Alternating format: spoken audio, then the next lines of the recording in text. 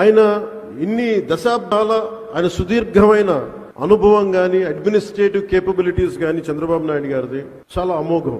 ఆయన నిద్రాహారాలు లేకుండా ఆయన పడే తపన చాలా మందికి అనవసరం అనిపిస్తుంది. కానీ ఆయన పొద్దున్న లేచినప్పటి నుంచి సాయంత్రం వరకు, ఎందుకంటే నేను ఆయన విలువ ఎప్పుడు తెలుసుకున్నానంటే, నేను పార్టీ పెట్టి నేను నలిగిన తర్వాత నాకు ఆయన మీద అపారమైన గౌరవం పెరిగిపోయింది. ఎందుకంటే ఒక పార్టీ పెట్టడం ఆత్మహత్యా సదృశం. అనేక లక్షల మందిని ఒక ఏకతాటిపైన నడిపించడం, ఒక భావంపై నడిపించడం, తద్వారా ప్రజలకి మేలు చేయడం, వాళ్ళ అభివృద్ధి పై వైపు తీసుకెళ్లడం చాలా కష్టసాధ్యమైన విషయం. ప్రత్యేకించి నేను ఆయన తెలియజేస్తా ఉంటాను, ఒక 4 దశాబ్దాల సుదీర్ఘమైన అనుభవం ఉన్న పార్టీని నడపాలి. మీ మీద మీ పార్టీ వ్యక్తులకి ఆశలు ఉంటాయి, ఆశయాలు ఉంటాయి, వాటిని నడుపుకుంటూ తీసుకెళ్లాలి. కుటుంబాన్ని చూసుకోవాలి.